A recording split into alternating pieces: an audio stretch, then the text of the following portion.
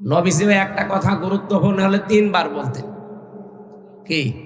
কিন্তু বিনা কারণে উনি কোনো কথা বলতেন না।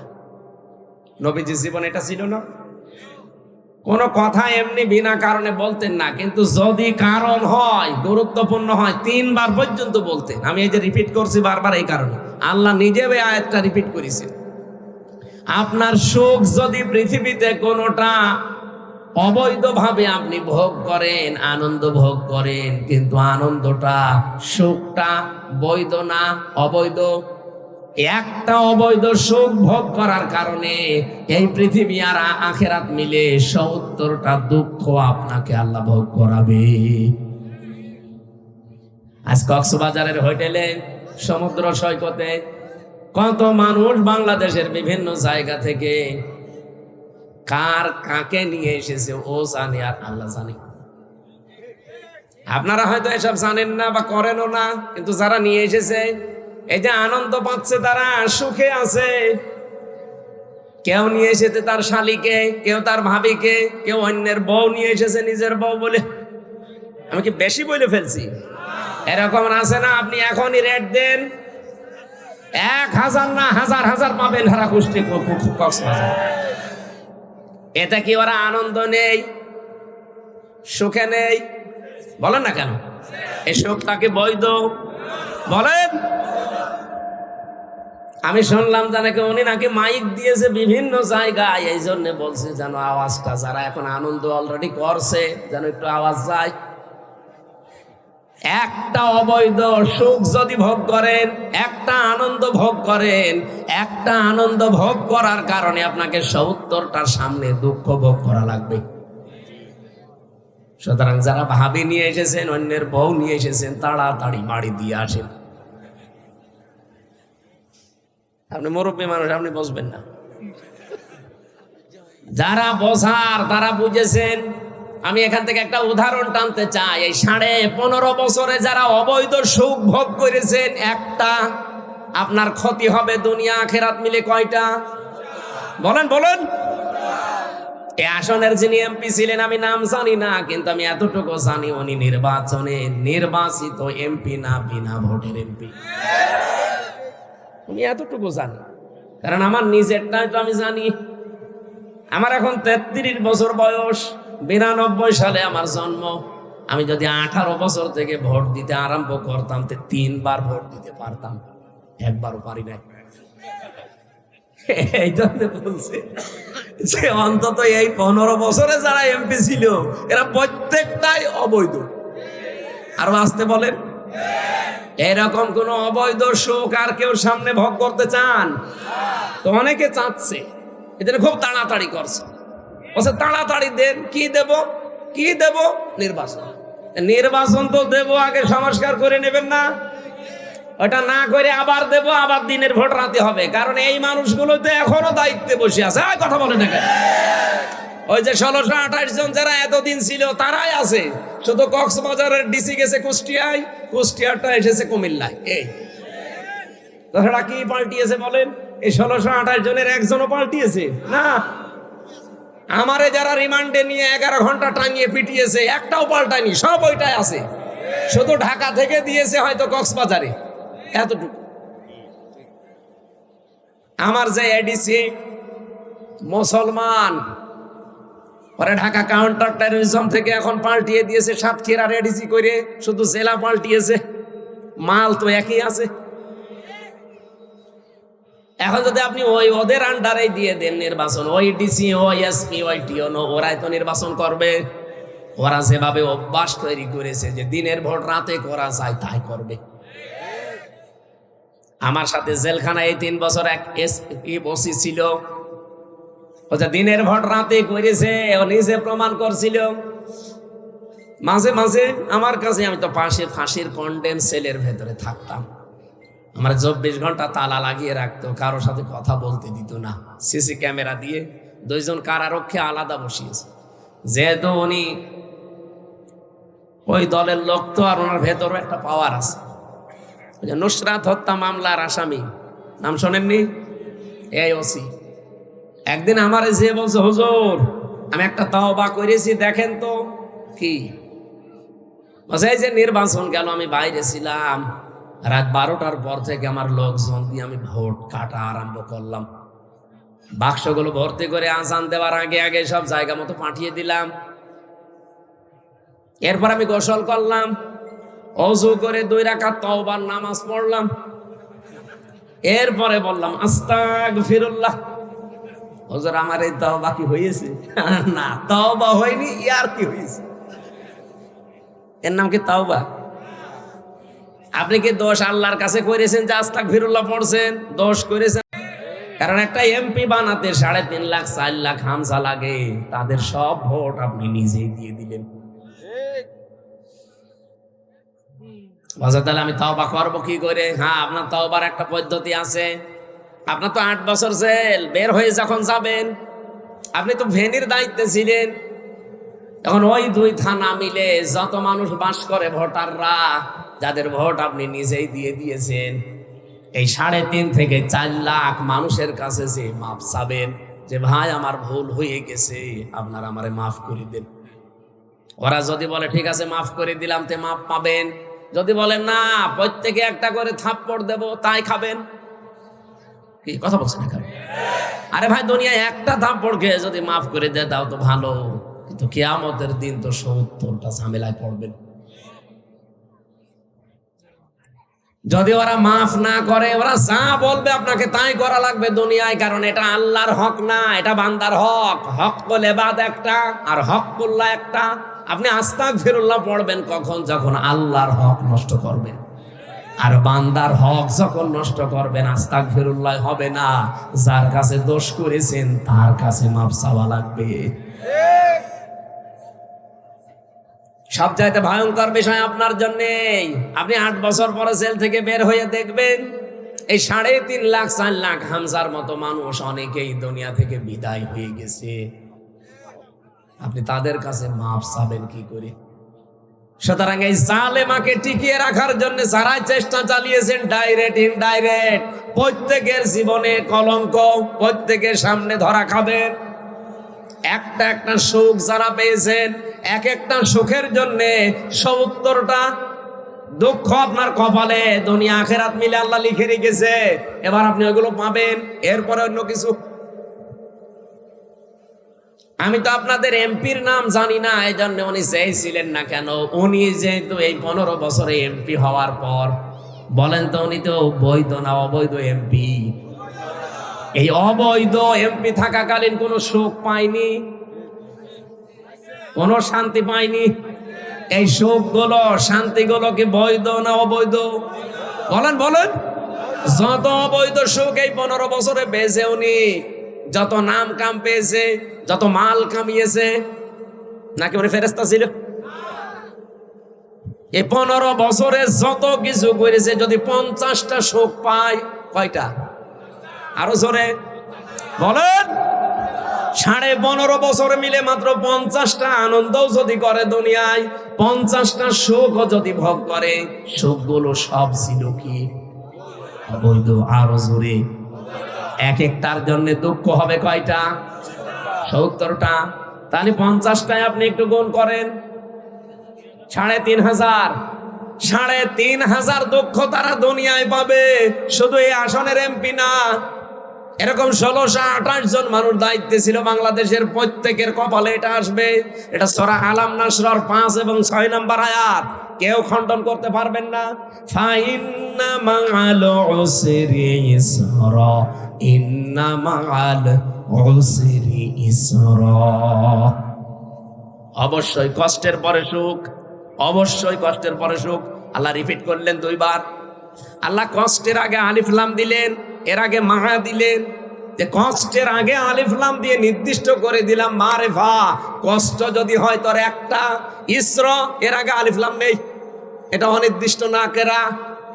এই জন্য পৃথিবীতে একটা সুখ যদি কেউ অবৈধভাবে ভোগ করেন, আপনাকে কষ্ট পাওয়া লাগবে দুনিয়া আখেরাত মিলে কমপক্ষে কয়টা?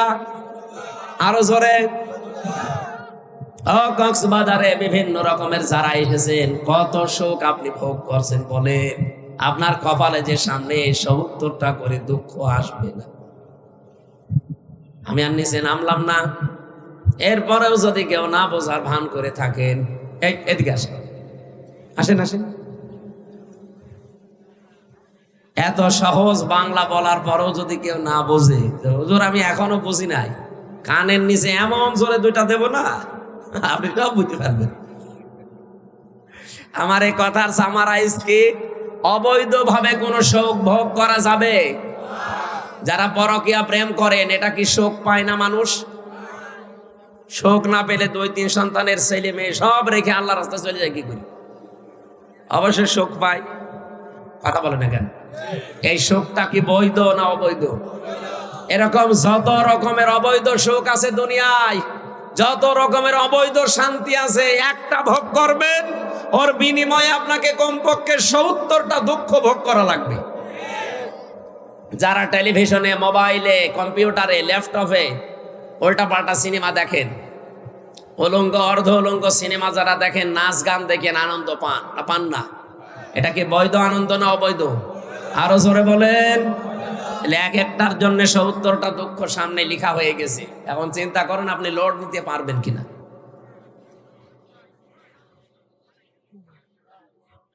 কক্সবাজারবাসী, আমি যে আয়াত থেকে শুরু করতে চেয়েছিলাম তার নাম ছিল, পৃথিবীতে আপনি সম্পদ যদি খরচ করেন কোরআনের জন্য, কিসের জন্য?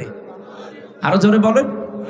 2 নাম্বার আপনার পরিবারের জন্য, 3 নম্বরে জিহাদের ময়দানে দিন কায়েমের জন্য যারা দুনিয়াতে চেষ্টা করে, নিজে যদি যেতে না পারেন, সময় না পান, যারা কাজ করছে তাদের পেছনে খরচ করবেন। এই 3টা জায়গায় খরচ করলে নবীজি বলেন কিয়ামতের দিন ওই সম্পদের, ওই সময়ের হিসাব আল্লাহর কাছে দেওয়া লাগবে না। বলেন সুবহানাল্লাহ।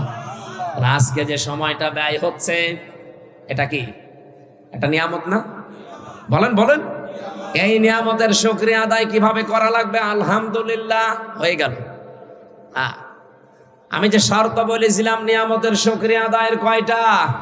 3টা। বলেন বলেন, আরো জোরে বলেন। এটা আমি নোট করে এনেছি। 1 নম্বরে আপনাকে মুখে স্বীকার করা লাগবে যে হ্যাঁ এটা নিয়ামত, এটা মানেন তো? এটা যে নিয়ামত আপনার জীবনে আজকে, এটা মানেন তো? 2 নম্বরে অন্তর দ্বারা আপনাকে আনন্দ পাওয়া লাগবে একটা আলাদা। এই জন্য কোরআনে কারিমের সূরা আনফালের 2 নম্বর আয়াতে আল্লাহ এই আয়াতের ব্যাখ্যাটা দিয়েছেন এইভাবে, ইন্নামাল মুমিনুনা আল্লাযীনা ইযা যুকিরাল্লাহু ওয়াজিলাত কুলুবুহুম ওয়া ইযা তুলিয়াত আলাইহিম আয়াতুহু যাদাতুহুম ঈমানা ওয়া আলা রাব্বিহিম ইয়াতাওয়াক্কালুন। বলেন আল্লাহু আকবার। আল্লাহ বলেন আমার দৃষ্টিতে তো মুমিন ওই লোকটা যার সামনে আমার নাম উচ্চারণ হলে তার অন্তরাত্মা কেঁপে ওঠে ভয়ে। 2 নম্বরে আমার কোরআনের আয়াত যখন তাকে তেলাওয়াত করে বোঝানো হয়, তার ঈমান যতটুকু আছে ঈমান আরো বেড়ে যায়। আর বাড়ি যাওয়ার সময় তারা সিদ্ধান্ত নিয়ে বাড়ি যায়, আল্লাহ এখন থেকে ভরসা করব তোমার প্রতি। কার প্রতি?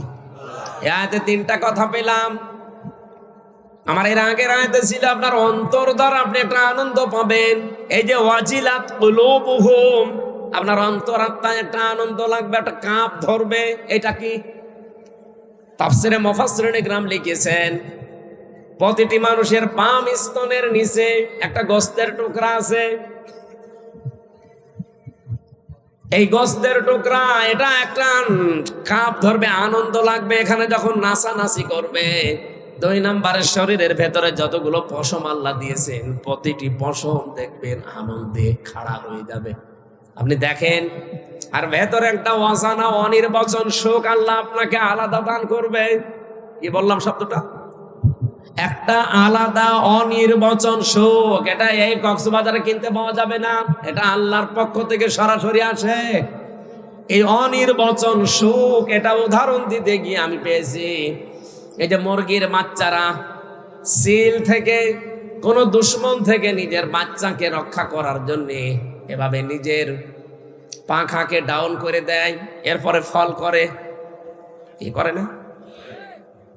মুরগির বাচ্চারা যখন নিজের পাখাকে এভাবে ডাউন করে দেয়, ফল করে দেয়, দেখবেন বাচ্চাগুলো নিচে এসে আশ্রয় নিয়ে একটা কিচির মিচির আওয়াজ দেয়। এইটাকে বাংলায় বলা হয় অনির্বচন সুখ।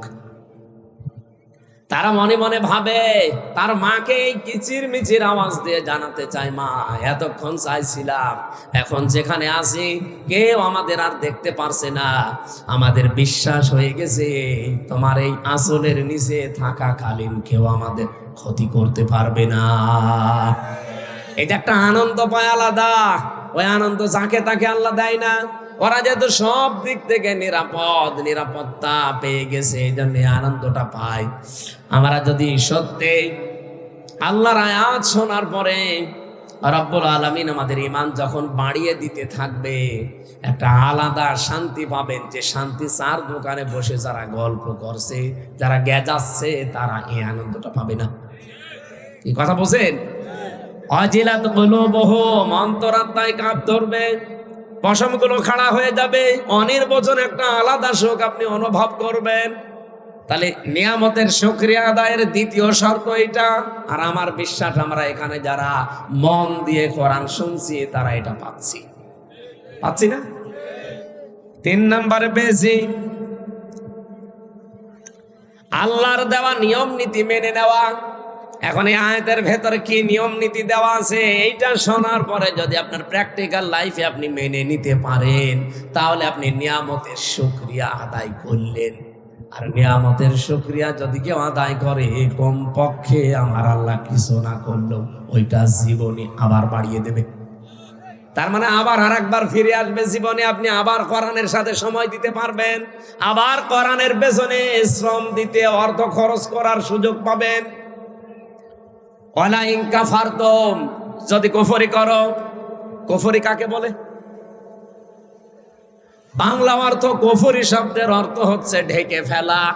কি করা? এই যে যারা চাষ করে খায়, যারা বিভিন্ন জিনিস চাষ করে, তাদেরকে আরবিতে বলা হয় কাফের। এখন যদি যারা এই যে ধান লাগায়, ওরে যদি বলেন এই কাফের, আপনার ছাড়বে? অথচ আরবিতে কিন্তু আরবি দেশ হলে ওরে কাফেরই বলতাম। কাফের মানে ঢেকে ফেলা, গোপন করা। ও যেহেতু বীজকে মাটির ভেতরে ঢেকে ফেলে, গোপন করে দেয়, এই জন্য আরবিতে ওর নাম কি? কাফের। বলেন কি বুঝলেন এখান থেকে? ওয়ালা ইন কাফারতুম, যদি তোমরা কুফরি করো, আমার নিয়ামতকে জানার পরে, শোনার পরে, দুনিয়ার কোন স্বার্থ পেয়ে যদি গোপন করে দাও, ঢেকে রাখো, জানতে না দাও, প্রকাশ না করো। আল্লাহর নিয়ামত কি ছিল আজকে? এখান থেকে আমি প্রথমে শব্দ বলেছিলাম যে আমার দায়িত্ব সঠিকটা তুলে ধরা, আর আপনার দায়িত্ব এইটা নিয়ে বাড়িয়ে চিন্তা ভাবনা করা।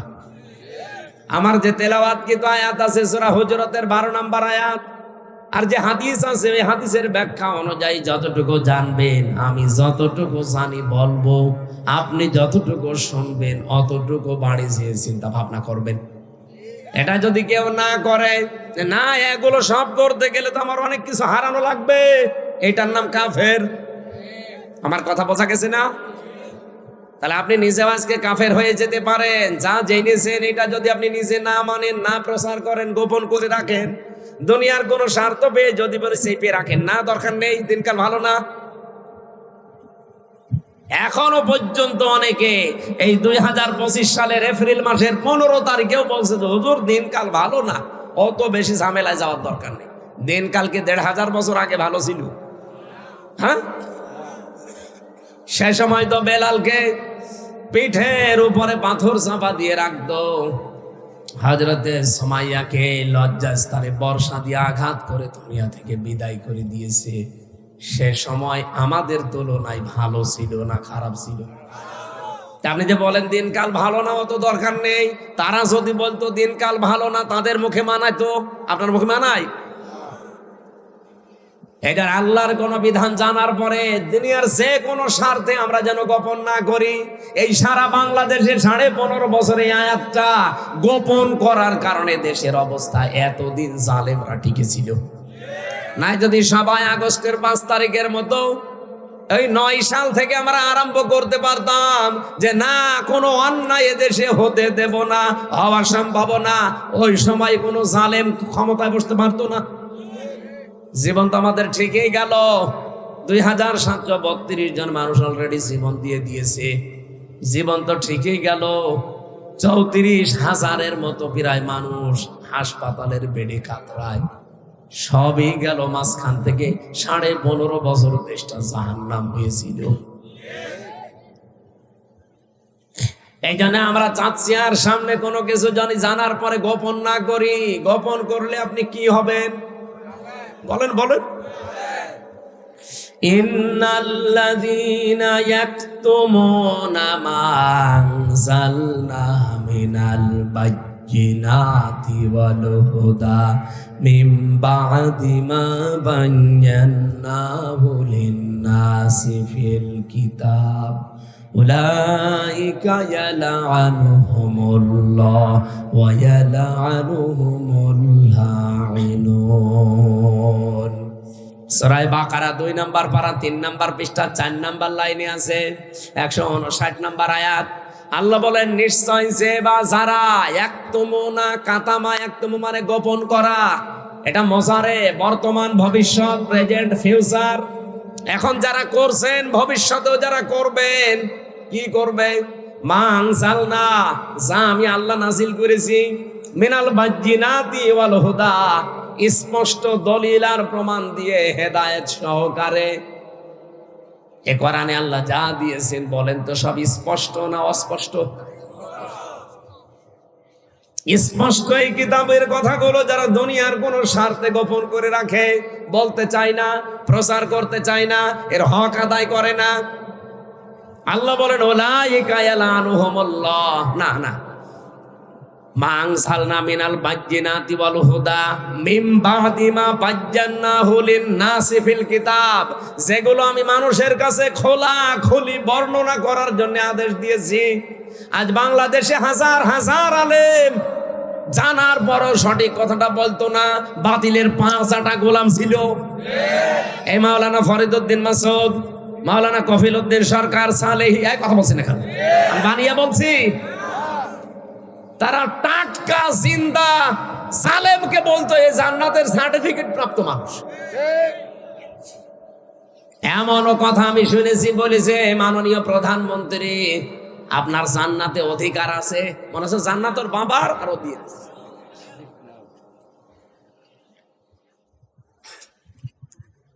এই আলেম নামে এই জালেম গুলোর কারণে 15.5 বছরে এই জালেমা টিকেছিল। তাছাড়া এতদিন টিকার কথা না। আমরা বলি একরকম, জালেমরা যে বোঝায় আর একরকম। এই যে কোরআনের আসল কথাগুলো গোপন করে করে দিয়ে যারা দুনিয়ার বিভিন্ন স্বার্থ পেয়েছে, বাইতুল মুকাররমের খতিব পর্যন্ত হয়েছিল। এত বড় একটা জালেমা মহিলাকে আপনি নিজেও জানতেন যে এর মতো জালেমা পৃথিবীতে নেই। 6 জনের তালিকা আছে দুনিয়ায়। এ পৃথিবীতে নিকৃষ্ট মানুষ 6 জন, তার ভেতরে হাসিনা একজন। আমি বানিয়ে বলছি না, আপনি আন্তর্জাতিক রিপোর্ট গুলো দেখেন। তাম দুনিয়ায় 257টা রাষ্ট্র আছে। এই 257টা রাষ্ট্রের যত মানুষ পৃথিবীতে এখন বাস করছে, 6 জন মানুষ সবচাইতে নিকৃষ্ট পৃথিবীর মানুষের কাছে। তার ভেতরে হাসিনা একজন, এই মোদি একজন, এই নেতানিয়াহু একজন, আর ওই যে ট্রাম্প আরো 2 জন আছে, আমি নাম নিলাম না। এত বড় জুলুম পৃথিবীতে আর কেউ করে না। হাসিনার নামটা এসেছে শুধু আয়না ঘর বানানোর কারণে। মানুষ এত নিচে নামতে পারে? আরে ভাই, আপনি তো নিজে বাস্তবতা বোঝেননি। আমি নিজেও 10 দিন ছিলাম আয়না ঘরে, তাও মিনিটাই, ছোটটাই। আর বড়টাই যারা ছিল, বিগটাই, কি অবস্থা তাদের।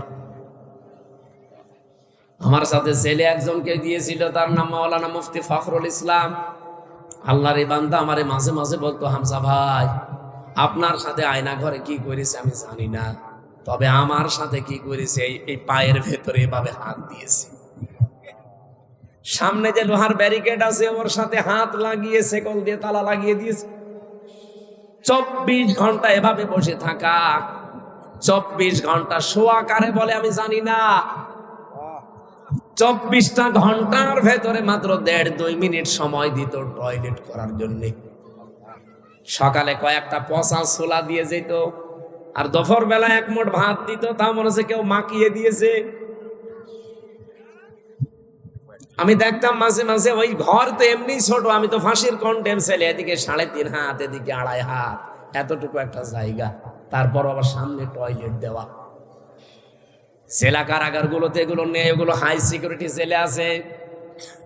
ওখানে জেল তো জেল, জেলের ভেতরে আর এক জেল, তার নাম সেল, সেলের ভেতরে আর এক সেল, তার নাম ফাঁসির কন্টেম সেল, যেগুলো মার্ডার মামলার আসামিদেরকে রাখা হয়। আর আমারে রেখেছিল ওখানে 3 বছর।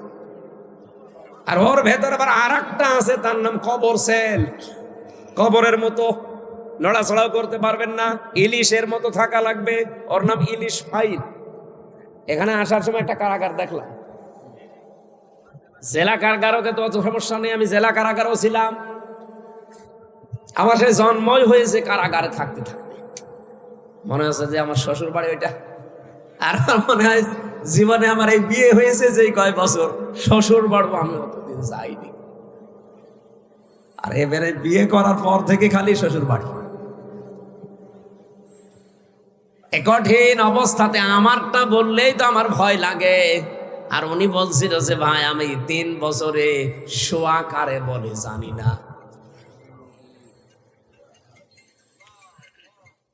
দেখতাম মাঝে মাঝে ওই কন্টেম সেলে যতটুকু জায়গা, হাত পা ছেড়ে দিয়ে 60-65 হয়ে পড়ে আছে। বললাম আরে ভাই আপনি যদি এভাবে থাকেন না আমি বসবো কোথায়?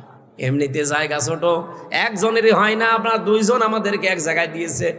আর আপনি যেভাবে থাকেন, আমারে তখন শোনায় তো যে হামজা ভাই মানুষ যে শুয়ে থাকে এটা যে কত বড় নিয়ামত, ওরা টের পায় না। তাই আমি জানি। আপনি ভাবতে পারেন 1 দিন 2 দিন 5 দিন পরে ছেড়ে দে না, বছরের পর বছর ব্যারিস্টার আরমান 9 বছর কাটিয়েছে ওইভাবে। আপনি নিজেকে ওই জায়গায় একটু দাঁড় করেন তো কেমন লাগে? আপনি পারবেন? আমি যে অসুস্থ কেন, এই কারণে খাবার দাবারও ঠিক মতো আমি পাই না। এমন কোন শরীরের 1 ইঞ্চি জায়গা নেই যেখানে জালেমরা টর্চার করে না, মাথার চুল থেকে শুরু করে পায়ের তালু পর্যন্ত।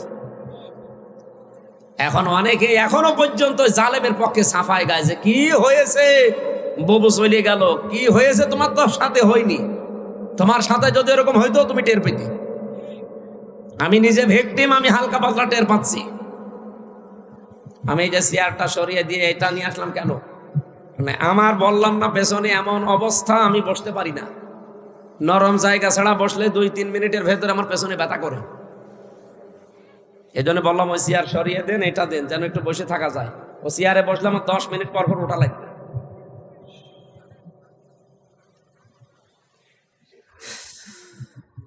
এখনো পর্যন্ত যারা জালেমের পক্ষে সাফাই গাইছে, আর তারা আশায় আছে যে না আপা আসবে। আজকে ঢাকার বুকে কোন শয়তানরা যেন মিছিল বের করেছে যে ববু আবার আসবে ফিরে। এর পরের লাইনটা বললাম না। এদেশের জনগণ যদি আবারও ঘুমিয়ে যায়, সামনে আমার অবস্থা হবে না, 100 বছরে আর সূর্যের আলো দেখতে পারবেন না। আমার ব্যক্তিগত কারো উপরে রাগ নেই, কিন্তু আমি নিজে ভিকটিম, আমি যা পেয়েছি সেটার হালকা বললাম যে এই হচ্ছে অবস্থান ছিল। অথচ যদি সত্য মামলা দিয়ে আমারে শাস্তি দিত আমি কিছু মনে করতাম, কিচ্ছু জানি না। যে মামলা দিয়েছিল আনসারুল্লাহ বাংলা টিমের প্রধান নাকি আমি, ও ছাতা কি আমি জানি না। আনসারুল্লাহ বাংলা টিম কি ও ছাতা জীবন আমি জানি না। আর আমারে দিয়েছে সারা বাংলাদেশের আমি প্রধান। জঙ্গি নাটক সাজাতো। এই 8.5 মাস হয়ে গেল, বাংলাদেশে কোনো জঙ্গি ধরা পড়েছে? কোনো জঙ্গি আছে? সব বানানো, সব ভুয়া। কারণ জঙ্গির নাটক যিনি লিখতো তিনি তো পালিয়েছে, আর যাদেরকে নিয়ে নাটক মন্তস্থ করতো তারা এখন বিভিন্ন জেলায় ছড়িয়ে ছিটিয়ে আছে। সেদিন একটাকে টেকনাফে পেয়েছিলাম, পরে বদলি করে এখানে দিয়েছে, ওর নামে বিভাগীয় মামলা হয়েছে, এখন টেকনাফে আছে চুরি করে। আমারে বলতো হুজুর মাফ করে দিয়ে, বলে মাফ করবো, আমার টাকাগুলো ফেরত দেবে। কারণ আমার বাবার কাছ থেকে যত টাকা নিয়েছেন টাকা আগে ফেরত দেবেন, এরপরে মাফ হবে।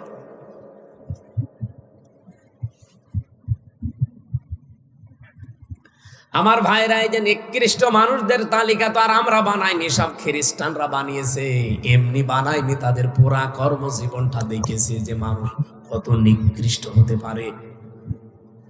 আমার কথা বলার কথা ছিল এই জায়গায়, আজ আমরাও যদি এই আলেমগুলো মুখোশধারী যারা ছিল, এত বড় জালেমাকে যারা কওমি জননী নাম দিয়েছিল, বলেন স্বার্থের কারণে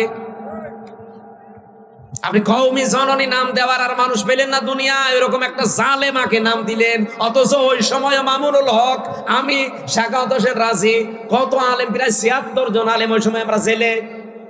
যেই দিন এই নামটা ঘোষণা দিয়েছে বাইতুল মোকাররমের সাবেক খতিব,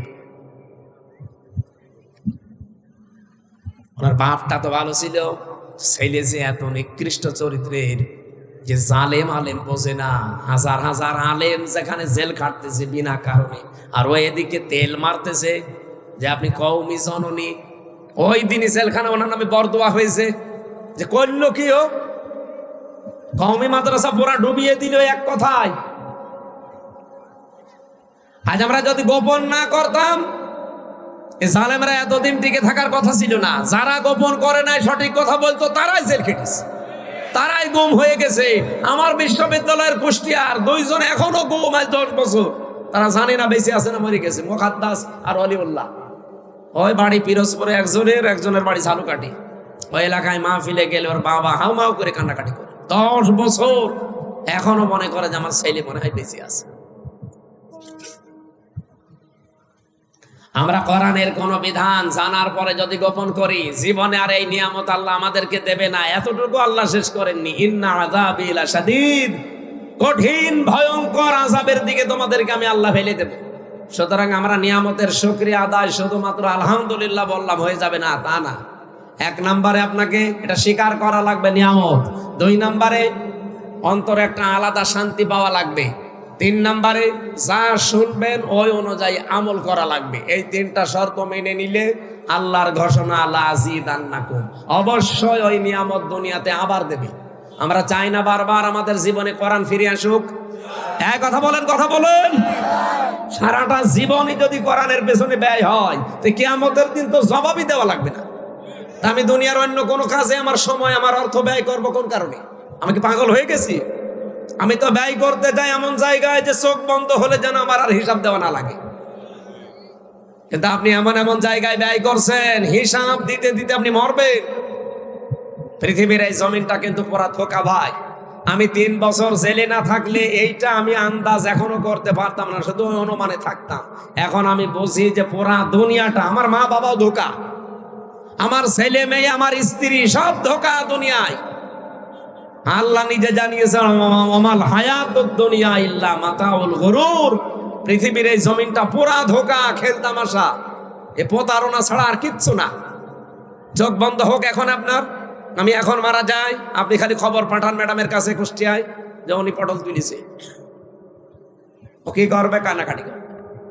খাওয়া দাওয়া বন্ধ হয়ে যাবে 2-3 দিন, 7 দিন পরে দেখবেন স্বাভাবিক হয়ে গেছে। কি কথা বলছেন? 4 মাস 10 দিনের ভেতর ওর মার বাবা ইচ্ছা করে হোক অনিচ্ছায় হোক ওর বিয়ে দিয়ে দেবে। কি? আর এটা যেহেতু নিয়ম আছে দেবে। 4 মাস 10 দিনের ভেতরে যখন বিয়ে হয়ে যাবে অন্য জায়গায়, মাত্র 7 দিন সংসার করার পরে বলবে, ওর আব্বাকে কল দিয়ে বলবে, আব্বা হামজা তো আর কি ছিল, এখন যেটা পেয়েছি এটা 100 গুণ ভালো। অথচ ওর জন্য আমি করিনি কি, রাত দিন এক করে ফেলেছি। কি কথা বলছে না? আমরা অনেক স্বামী আছি তার স্ত্রীকে খুশি রাখার জন্য, সুখে রাখার জন্য, মা বাবাকে খুশি রাখার জন্য, সুখে রাখার জন্য, সন্তানাদির আখের গোছানোর জন্য অনেক মানুষ আমরা এখন এই পাগলামি করছি যে বাবা শাহজালাল সব হালাল। এরকম মানুষ নেই দেশে? আছে মানে আমরাই আছে মানে। আপনি এখান থেকে পরিত্রাণ পাওয়ার জন্য চেষ্টা চালান। এমনকি এখানে এই ভট্ট মিয়া যদি এখন 100 বছর পরে এই কক্সবাজারে আসে, ওনার যে বাড়ি দেখলাম, জান্নাত মনে হয়, দ্বিতীয় জান্নাত। এই বাড়িতে 100 বছর পরে উনি আসলে জীবনে ওনারে ঢুকতে দেবে না। কি কথা বললেন? আমি কি বানিয়ে বলছি? জীবনও না, আমি আমার নিজেরটা বলছি। আমার বাবার নাম রিয়াজউদ্দিন। জাহান আলী, তার বাবার নাম নমাজ আলী। এরপরে আমি আর জানি না। হ্যাঁ, 3 পুরুষের পরে আমার জানি না, আর আমার জানার দরকারও নেই, কারণ আমি তাদের চিনিও না, তাদের নামও জানি না, তাদের জীবনে দেখিও নি। আমি নমাজ আলীকেও দেখিনি, শুধু নাম শুনেছি। আমি আমার জাহান আলী পর্যন্ত চিনি, আমার দাদা, ওই দাদার বাপকে আমি দেখিনি। এবার বলেন তো, এনারে যদি জিজ্ঞাসা করেন ওনার বাবার নাম কি, বলেন। বেলায়েত হোসেন দাদার নাম, তার বাবার নাম আর মনে নেই। আমারও তো 3টা মনে আছে, ওনার 2টো মনে আছে। এখন ওই হাসমত আলী ওনার হচ্ছে দাদা। হাসমতের বাবা যিনি, তিনি যদি এখন ফিরে এসে বলে এই কক্সবাজারের এই ভিটা আমার, এই বাড়ি আমার, ঢুকতে দেবে? উনি কেন, আমার নিজের ওই নমাজ আলীর বাবা যদি এখন ফিরে আসে, অথচ মাত্র 100 বছর আগে মারা গেছে, ওই লোকটা যদি এখন ফিরে এসে বলে যে এই সব আমার ছিল, এই ভেটা আমার, এই কুষ্টিয়ার 2 তলা বাড়িও আমার, আমি বলবো ভণ্ডামি করেন, হাত মুখ সব খুলে ফেলবো। যান, এখান থেকে যান। আপনার যদি জায়গা না থাকে, মসজিদে থাকেন, কথা বলছেন এখানে, এইটার নাম দুনিয়া না? আল্লাহ এইটাই বুঝিয়েছেন সূরা আলে ইমরানে। রব্বুল আলামিন বলেন ফামাঙ্গে সহসিহানিন নার ওয়া উদখিলাল জান্নাতা ফাকাদ ফাজ। এই পৃথিবী আসল না, হার জিত হবে মরণের পরে। কাউকে যদি আল্লাহ জাহান্নাম থেকে মুক্ত করে জান্নাতে দিয়ে দেয়, তার জীবন সফল। এটা এক অর্থ। আর একটা অর্থ আছে, আপনারা শুনতেছেন? এটা সূরা আলে ইমরান 4 নম্বর পারা 13 নম্বর পৃষ্ঠা 13 নম্বর লাইনের 185 নম্বর আয়াতের শেষের দিকে আছে। আল্লাহ বলেন হার জিত এই দুনিয়ায় নেই, আসল সফলতা বিফলতা মরণের পর। যদি কাউকে আমি জাহান্নাম থেকে মুক্ত করে জান্নাতে দিয়ে দেই, এর জীবন পুরো সফল। এটা এক অর্থ। আর একটা অর্থ কি? আর একটা অর্থ হচ্ছে দুনিয়ার জীবনে কাউকে যদি জাহান্নামের কাজগুলো থেকে আস্তে আস্তে আমি মাইনাস করে করে বিরত রেখে রেখে জান্নাতের কাজের দিকে আস্তে আস্তে এগিয়ে দেই। আগে আপনি জাহান্নামের কাজগুলো করতেন, আস্তে আস্তে ছেড়ে দিয়েছেন, জান্নাতের কাজের দিকে এখন আস্তে আস্তে এগিয়ে যাচ্ছেন, আপনার জীবন সফল। আপনি আগে ঘুষ খেতেন, এখন আর খান না। আগে সুদ খেতেন, এখন আর খান না। আগে নামাজ পড়তেন না, এখন পড়া আরম্ভ করেছেন। আপনি মনে করবেন আমি আস্তে আস্তে জাহান্নামের পথ থেকে দূরে সরে জান্নাতের নিকটবর্তী হচ্ছি। এরকম জীবন আমরা এখনো বানাতে পারি নাই। আগে অনেকেই ঘুষ খেত ব্যাংকের, সুদ খেত ব্যাংকের মাধ্যমে, এখন ডিজিটাল কায়দা আরম্ভ করেছে। এখন টাকা ছেড়ে রাখে, টাকা আসে, একটু বেশি পাওয়া যায়। এলাকায় এখন আরম্ভ হয়েছে কিনা আমি জানি না, ওই যে টাকা ছেড়ে রাখে 1000, তখন 100 টাকা বেশি দেয় মাসে মাসে। এই সুদ যারা খাচ্ছেন, এরা কিন্তু নিজের মায়ের সাথে জেনা করছেন। এ নাউজুবিল্লাহ পর্যন্ত কি শেষ না? এটা আজকে মানা লাগবে। বলেন বলেন। যারা টাকা ছেড়ে রেখেছেন, 1000 টাকা দিলে 100 টাকা বেশি দেয়। যদি এরকম কেউ থাকেন, এই মুহূর্তে তওবা করা লাগবে যে আমি আমার আসল টাকা বাদ দিয়ে বাকিটা মাফ করে দিলাম, আমি আর নেব না। কারণ আমি মায়ের সাথে জেনা করে নামাজ পড়ে করবো কি? কি কারা কারা ছেড়ে দিতে পারবেন? হাত তোলেন তো। আরে আল্লাহ, এলাকায় এই ব্যবসা তো ধ্বংস চলছে। বাবা শাহজালাল সব আলাদা চালান, অসুবিধা নেই। অন্তত যারা হাত তুললে ছেড়ে দেওয়া লাগবে। এমনকি এখনো এখানে বসে আছে যে ওয়াজ শুনে যে ওই সুদের টাকা তুলবো। কথা বলছেন না কেন?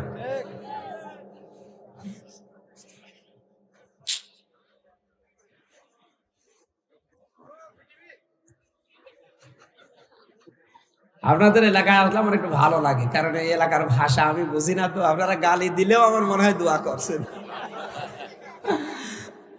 আর আমিও এই চকরিয়া এসেছিলাম একবার, জেল থেকে বের হওয়ার পরে হজে গিয়েছিলাম ওমরা থেকে এসেই বিমানবন্দর থেকে ওরা আমার টান দিয়ে নিয়ে আসলো মাহফিলে। ওই যে বাটি একজন ছিল না, বাটি জাফর, আল্লাহর এই বান্দা, উনি প্রধান অতিথি।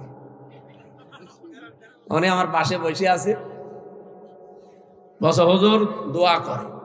আমি আরবিতে কয়েকটা গালি দিলাম, যারা কোরআনের অনুষ্ঠানে বাধা দেয় তারা যারো সন্তান। বাংলা বলি না, শুধু আরবি বলেছি। উনি বলছে আমিন। ঠিক আছে, এখন যে বাটি জাফর কোথায় যে আছে, আল্লাহর অলি ভাই পালিয়েছে। ওনার হোটেলে আমি কত পরশু দিন চাকরিয়া বাজারে ঘুরতে ঘুরতে কোনো হোটেল পাচ্ছি না, ওই হোটেলের কাছে যে দেখেন মুরব্বী বসে আছে। আল্লাহ এটা সেই জাফর সাহেবের? হ্যাঁ। হোটেল কই? তা আল্লাহ সব উড়িয়ে দিয়েছে। ওই দিন যে একটা আরবিতে দোয়া করেছিলাম, বদ দোয়া, ওরে যে আমিন বললো, যদি বাংলা বলতাম ওই দিন আমিন বলতো না, আমার মা বেলে চুয়াল্লিশ ধারা দিত।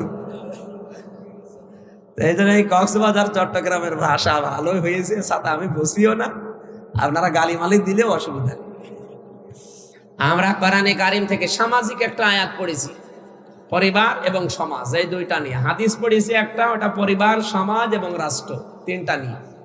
আমরা এই পাঁচটা বিষয় সামনে রেখে আজকে একটু কথা বলতে চান। না মেলা সময় হয়ে গেল নাকি? থাকবেন তো আপনারা? আমার আয়াত ছিল সূরা হুজুরাতের 12 নম্বর আয়াত। রব্বুল আলামিন বলেন, ইয়া আইয়ুহাল্লাযীনা আমানু ইজতানিবু কাসীরাম মিনাজ যন্নি ইন্না বা'দাজ-যন্নি ইসমুন ওয়া লা তাজাসসাসু ওয়া লা ইয়াগতাব বা'দুকুম বা'দা। যা আসবে পরে দেবেন, মোনাজাতের আগে দেবেন। ওহে যারা ইমানের দাবি করো, তাহলে আয়াত দ্বারা আল্লাহ কিন্তু তামাম কক্সবাজারের যারা আছে সবাই উদ্দেশ্য না কি? এদিকে তাকান ভাই, ঠিক আছে। কিছু দিলে প্রশ্ন কারো যদি থাকে লিখে রাখবেন, মোনাজাতের আগে দেবেন, ঠিক আছে? এখন ডিস্টার্ব করেন না। আজকের যে আয়াত, এটা কিন্তু বাংলাদেশে সবার জন্য না, এমনকি এই কক্সবাজারে যারা বাস করেন সবার জন্য না। আজকে আমি যে চুল কেটে আসলাম, যিনি আমার চুল কেটে দিচ্ছিল, ওর বুকের ওপরে একটা মালা দেখে আমি টের পেয়েছি যে দাদা। তার মানে ওনার জন্য আজকের আয়াত না, ওনার তো ইমানই নেই। কি কথা বলেন না কেন? ওই যে নীলগিরি, কক্সবাজারে যে সমুদ্র সৈকতের আগে নীলগিরি যেটা আছে, ওই জায়গায় চুল কাটিয়েছিলাম। এমন ভাবে কেটে দিয়েছে টুপি খোলা যাচ্ছে না। এমনি আমার শরীরে মাংস নেই, জালেমরা সব শেষ করে দিয়েছে। চুল একটু ছিল যাক লাগতো, এমন কাটা কেটেছে, বাটি ষাট আমার একদম বাটি করে দিয়েছে ওই বাটি। আজকে যেতে আয়াতটা সবার জন্য না, এই জন্য সবাই এখানে শোনার দরকার নেই। এই আয়াতটা শুধুমাত্র কাদের জন্যে? ইমানদার। বলেন বলেন, ইমান আমাদের আছে তো? ওই যে ইমানের সংজ্ঞা বললাম, ভালো কাজ দেখলে আনন্দ লাগবে, অন্যায় দেখলেই ভেতর থেকে একটা বাধা আসবে। আল্লাহ এরকম ইমানদারকে ডাক দিয়ে বললেন, ইজতানিবু, বেঁচে থাকবা। তুমি একা একা না, সবাই মিলে, বহু বছর। ইজতানিবু, তোমরা সবাই মিলে বেঁচে থাকবা। ইন্না কাসীরাম মিনাজ যন্নি, অধিকাংশ ধারণা করা থেকে। আজ বাংলাদেশে ধারণা নেই, আসতে বলেন। জামাত ইসলামের একজন নেতা ডক্টর শফিকুল ইসলাম মাসুদ হাফিজাহুল্লাহ, উনি কয়েকদিন আগে একটা গাড়িতে, ওই যে পাঞ্জাবি সব, আপনাদের এই কক্সবাজারের নিয়ামতুল্লাহ নিজামী নামে একটা ছেলে ব্যবসা করে, পাঞ্জাবির ব্যবসা। এই পাঞ্জাবি সব উনি একটা গাড়ি নিয়েছে, ওই গাড়িতে নাকি ভাই ঘুরছিল। এইটা নিয়ে দেখলাম তার পরের দিন তোলপাড় চলছে যে স্মার্ট গ্রুপের কাছ থেকে জামাত ইসলাম টাকা পয়সা খেয়ে। এটা একটা কথা বলল, কোথায় স্মার্ট গ্রুপ আর কোথায় স্মার্ট পাঞ্জাবি? আপনি সঠিকভাবে কোনো তথ্য না জেনে আন্দাজে এক ধারণা করলেন, এটার দ্বারা কত ক্ষতি হয়ে গেল আপনার জীবনে জানেন? কারণ যারা এইভাবে আন্দাজে ধারণা করে, যে এলাকায় এই যে আন্দাজে ধারণা করা, এই রোগটা বেশি, যে জিনিস যে জানে না তার উপর ওই দোষটা চাপিয়ে দেওয়া, এই গুনাহ বেশি। ওই এলাকার মানুষের দোয়া কবুল হওয়া বন্ধ হয়ে যায়। কথা বুঝতেছেন? তাহলে কত বড় অপরাধ বাংলাদেশেরা করলো। যারাই করেছে তারা যদি আল্লাহ বলেন ইজ্জিতা নিব, বেঁচে থাকবা, কাসীরাম মিনাজ জন্নি, অধিকাংশ ধারণা করা থেকে, ইন্না যাবাদাজ জন্নি ইসমুন, কারণ অধিকাংশ ধারণাই হচ্ছে গুনার কাজ। কথা বলেন না কেন? রিকশা দিয়ে একজন চলে যাচ্ছে তার স্ত্রী নিয়ে, আপনি আন্দাজে এক ধারণা করলেন ও চরিত্র ভালো, মেয়ে লোক নিয়ে যাচ্ছে। আরে ভাই, ওটা তোর বউ অথবা বোন অথবা মাও হতে পারে, ওর আপন খালাও হতে পারে। যে 14 জন মহিলার সাথে দেখা করা যায় যাচ্ছে, তাদেরকে যদি আপনি নিয়ে যান, গুনাহ আছে। আপনার মা যেতে পারে, আপনার মেয়ে যেতে পারে, আপনার বউ যেতে পারে, আপনার ফুফু যেতে পারে, আপনার খালা যেতে পারে, আপনার ভাইয়ের মেয়ে যেতে পারে, আপনার আপন বোনের মেয়ে যেতে পারে, আপনার পুত্রবধূ যেতে পারে। এরকম 14 জন। কয়জন? এই 14 জন মহিলা যদি আপনার সাথে যায়, আর আপনি আন্দাজে রাস্তায় দেখে একটা ধারণা করে দিলেন, এই আন্দাজে ধারণা করা কি কাজ? ছোটখাটো গুনাহ না, কবিরা গুনাহ। আল্লাহ বলেন বেঁচে থাকবা এই গুনাহ থেকে। ওয়ালা তাজাসসু, মানুষের পেছনে অনুসন্ধান করতে লেগে যাবা না। এটা আগস্টের 5 তারিখের পর থেকে বেশি আরম্ভ হয়েছে। একে অন্যের পেছনে লেগে আছে কি করে তার গোপন দোষগুলো ফাঁস করে মানুষের কাছে কালার করা যায়। ওয়ালা ইয়াগতাব বা'দুকুম বা'দা, একে অন্যের পেছনে গোয়েন্দাগিরি করবা না, লেগে থাকবা না সব সময়। রব্বুল আলামিন এতটুকু শেষ করে দিতে পারতেন, এবার একটা ভয়ঙ্কর কথা বললেন। এই যে নিজে যেই গুনাহ করে, এই গুনাহটা আরেকজনের উপরে চাপিয়ে দিয়ে তাকে কালার করে দেওয়ার চেষ্টা করে, নিজে সাদাবাজি করে, আর এই দোষটা চাপিয়ে দেয় একটা ভালো মানুষের উপরে। বাংলাদেশে এই গুনাহ নেই? বলেন। ইসলামী ব্যাংকের নাম বলেন, অনেকে দেখি বলে আরে ভাই ইসলামী ব্যাংক যাদের ছিল তারা ফেরত পেয়েছে। আপনি আন্দাজে সাদাবাজ বলে তাদের নাম চালিয়ে দেন কোন কারণে? এতদিন যাদের কাছে ছিল তারাই তো ছিল সাদাবাজ, ছিনতাইকারী। তারা এটা ছিনতাই করে নিয়েছিল এতদিনে। এখন যাদের কাছে আছে এটা তাদের নিজেদের জিনিস, তারা নিজেরা ফেরত পেয়েছে। আর তাদের নামে আপনি সাদাবাজ বলে চালিয়ে দেন, যারা সাদাবাজি করেছে, ছিনতাই করে নিয়েছে। এই গণাটা যদি বন্ধ না হয়, আপনি নামাজ পড়েন, রোজা রাখেন, হজ করে এসেছেন, এগুলো সব লোক দেখানো হবে। আল্লাহ পাক বলেন আইয়ুহিব্বু আহাদুকুম আইয়াকুলা লাহমা আখি মাইতান, তোমাদের কেউ কি ভালোবাসো যে মরা ভাইয়ের গোশত খেতে? আপনাকে যদি এখন আমার এই মরা ভাইকে জবাই করে গোশত দেওয়া হয়, খাবে? অথচ ওই গুনাহ আপনি লিপ্ত, যারা মানুষের পেছনে লেগে থাকে। আর সেই গুনাহ যেই লোক করে নাই, ওই দোষ যদি কেউ ইচ্ছা করে তার উপরে চাপিয়ে তাকে কালার করে দেয়, ওই দোষ যতদিন আপনি না করবেন ততদিন আপনার মরণ হবে না। গত বছরের 1 বৈশাখ পালন করার সময় মাওলানা মতিয়ার রহমান নিজামী, আল্লামা দেলাওয়ার হোসেন সাইদি, অধ্যাপক গোলাম আজম, ইসলামী স্কলার যারা এদেশে অনেক আলেম ওলামার বিভিন্ন মূর্তি তৈরি করে 1 বৈশাখ পালন করেছিল, কার্টুন তৈরি করে। কথা বলছেন না? আর সেইটা 1 বছরের ব্যবধানে আল্লাহ পুরা উল্টিয়ে দিয়ে এখন হাসিনার কার্টুন তৈরি করে, তাও রাক্ষসী কার্টুন। যেই গোনা যে করে নাই দোষ তার উপর চাপিয়ে দিলেন কেন? এখন নিজে যা করেছিলেন যেই দোষ চাপিয়ে জনগণের সামনে কালার করার জন্য আল্লাহ আপনাকে পুরা 100 গুণ কালার করে দিয়েছে। আপনার চেহারা দেখলে এখন সবাই কেউ কেউ বলছে এটা আমার শাশুড়ির মতো লাগছে। হ্যাঁ, একজন মহিলা বলছিল, দেখো বলছে আমার শাশুড়ি এরকম রাক্ষসী, এই মহিলাও এরকম রাক্ষসীর মতো লাগছে। এ সম্পর্কে সূরা নিসা 5 নম্বর পারা 15 নম্বর পৃষ্ঠা 10 নম্বর লাইনের 112 নম্বর আয়াতটা আপনার জন্য আমার জন্য প্রযোজ্য, আপনি লিখে রাখেন। অমাইয়াক সিব খাতিয়াতান আও ইসমান সুম্মা ইয়ারমি বিহি বারিআন ফাকাদ হিতামালা বুহতানা ওয়া ইসমান মুবিনা। পৃথিবীতে অনেক মানুষ এমন আছে নিজেরা অন্যায় করে, পাপ করে, আর এই পাপটা যখন হয়ে যায় তখন একটা নিরপরাধ মানুষের ওপরে চাপিয়ে দিয়ে তাকে কালার করার চেষ্টা করে। এই লোকটা যেন নিজে প্রকাশ্য পাপের বোঝা বহন করে নিয়ে বেড়াচ্ছে। এরা যে পাপের বোঝা এতদিন বহন করে নিয়ে বেড়াচ্ছে, এটা আগস্টের 5 তারিখের পর থেকে আল্লাহ প্রমাণ দিচ্ছে। এই 15.5 বছরে যা করেছে, যত মারিং কাটিং করা, যত চুরি করা, যত অবৈধ কাজ করা, যত চরিত্রহীন হওয়ার জন্য কাজ করা, সব এখন জনগণের সামনে ওপেন হয়ে যাচ্ছে। একটা বুড়ো মানুষ, কাওয়া কাকুর মতো বুড়ো মানুষ, ওর নাকি রাত 12টা, 12:30, 1টা, 2টা পর্যন্ত নায়িকা লাগতো শুধু গা পাটিবার জন্য। বলেন সুবহানাল্লাহ। শরীর চলে না খাওয়া। আমি সিঙ্গাপুরে একবার ছিলাম, কি অবস্থা হয়েছিল বলেন তো। কাওয়া যেরকম কালো ওইরকম কালো হয়ে গিয়েছিল না। দৃশ্য দেখে তো আমারই ভয় লাগছিল যে আল্লাহ আল্লাহ দয়া করে একটু ফিরিয়ে দিল, আর এসে ইসলামের পেছনে লেগেছে।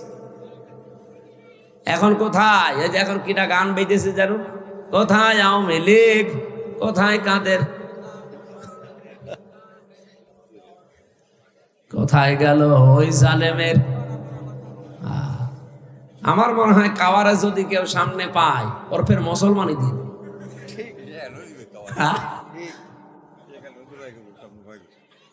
যা যা চরিত্র স্বাভাবিকতা হালকা পাতলা একটু দেখা যাচ্ছে, গভীরেরটা তো আমরা অনেকে জানি না। মানুষ এত নিচে নামে কি করি? তার মেয়ের বয়সী মেয়েদেরকে নিয়ে আনন্দ ফুর্তি করে, আপনার স্ত্রী নেই। আর বাকি অর্থনৈতিক বিষয়গুলো তো বললামই না। এক একজনের বাড়ি ছিল 620টা। সেদিন মালয়েশিয়া ছিলাম, সিঙ্গাপুর, মালয়েশিয়া, থাইল্যান্ড দেশগুলো ঘুরছিলাম।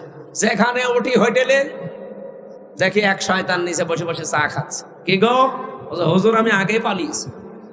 আগে পালালেন কেন? আপনার না 620টা বাড়ি, একটা বাড়িতেও তো থাকতে পারেন না। এখন পালিয়েছেন, হোটেলে থাকেন, কয়দিন থাকবেন? একটা জীবন হইল। ওই দেশে ওরা সাহেব পাড়া বানিয়েছে, লন্ডনে বানিয়েছে, কানাডায় বানিয়েছে, বেগম পাড়া লন্ডনে। থাকতে পারে না, থাকে হোটেলে। আর এক একটা হোটেলের ভাড়া কি! যে কয় শয়তানকে দেখলাম একটাও শান্তিতে নেই। বলছো হুজুর দোয়া করি, দোয়া তোর জন্য দোয়া বের হবে। দেশের টাকাগুলো সব পাচার করে করে, ওই টাকাগুলো বাংলাদেশে যদি থাকতো, বাংলাদেশের 35 লাখ যুবক বেকার। এই মানুষগুলো বাইরের দেশে এসে রুটি বানায়, ঘর ঝাড়ু দেয়, রাস্তা পরিষ্কার করে, পায়খানা সাফ করে। আমি নিজে দেখেছি। এরা যে ওই দেশে ওই কাজ করা লাগতো না, এই দেশে সম্মানজনক একটা কর্মজীবন নিয়ে টিকে থাকতে পারত। এই শয়তানরা যত টাকা পাচার করেছে, আমি একটা হিসাব করলাম সেদিন ইন্টারনেট দেখে, যত টাকা পাচার হয়েছে 15.5 বছরে, বাংলাদেশের 4 বছরের বাজেট দেওয়া সম্ভব। 4 বছর যদি এদেশ কিচ্ছু না করে, শুধু বসে বসে খায়, তাও এদেশ চলতে পারবে। এত টাকা পাচার হয়েছে।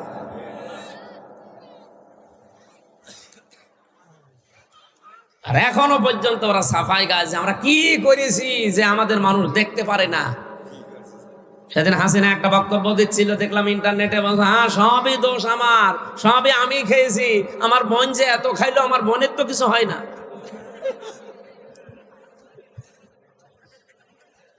পাবনা রূপপুর পারমাণবিক কেন্দ্র থেকে ৭৬,০০০ কোটি টাকা রেহানা নিয়েছে এক জায়গা থেকে। আর বাকি যা আছে, যে মাতার বাড়ি, এইদিকে না মাতার বাড়ি, এই সমস্ত জায়গা যত প্রকল্প, চট্টগ্রামের এই যে টানেল, এই পদ্মা সেতু, বড় বড় যত প্রকল্প, যত বড় বড় মেগা প্রজেক্ট, মেগা ডাকাতি হয়েছে। এই টাকাগুলো যদি তাও ডাকাতি করে নিজের দেশে রেখে দিত, তাও তো আমরা এখন কর্মসংস্থান খুঁজে পাতাম। আর শয়তানরা সব পাচার করেছে। নিজেরা দোষ করে, আর ওই দোষটা ভালো মানুষদের উপরে চাপিয়ে তাদেরকে কালার করে। আল্লাহ পুরো উল্টিয়ে দিয়েছে। দেখেন এই শব্দের দিকে তাকিয়ে, আও ইসমাং বারিয়াং ফাকাদ ইহতামালা বুহতান ওয়া ইসমাম মুবিনা। গীবত আর বুহতান এক জিনিস না। আপনার ভেতরে দোষ আছে, আমি যদি বাইরে বলি ওটা হচ্ছে গীবত, আর আপনার ভেতরে দোষ নেই, আমি যদি বানিয়ে বানিয়ে আপনার নামে দোষ দেই, ওটা হবে বহতান, ওটা আরো মারাত্মক গুনাহ।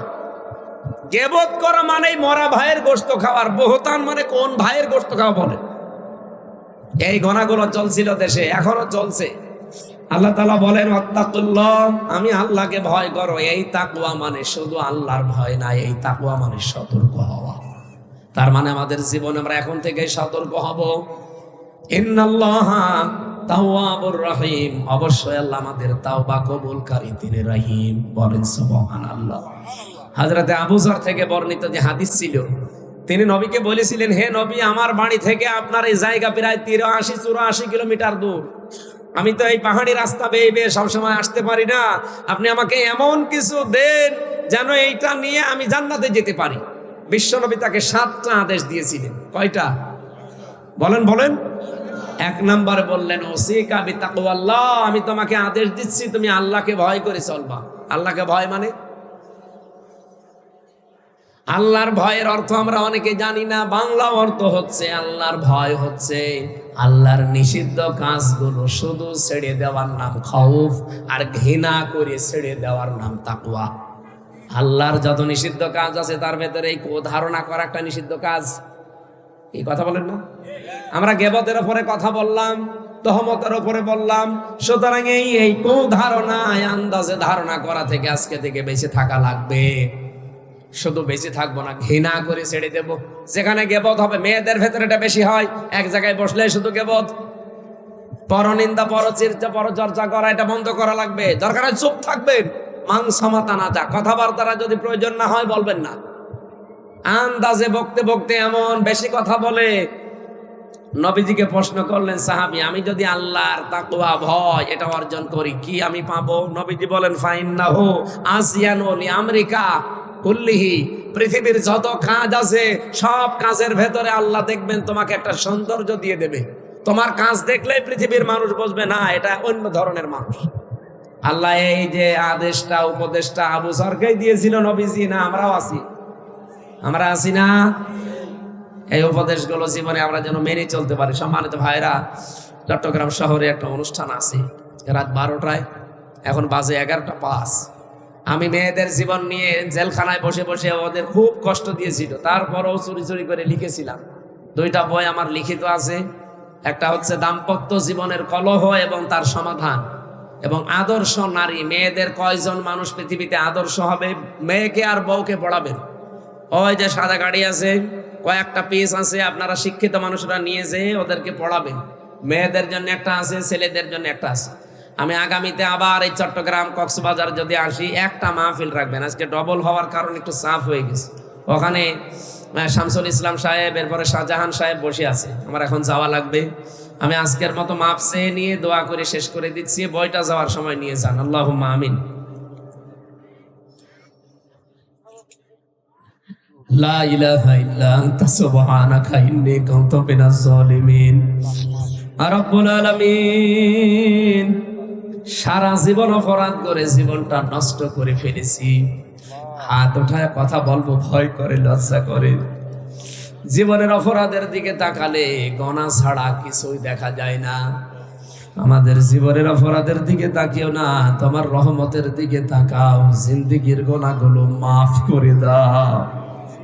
সওয়াব যদি দিয়ে থাকো আজকের আয়োজনে, বিশ্ব নবীর রওজায় পৌঁছিয়ে দাও।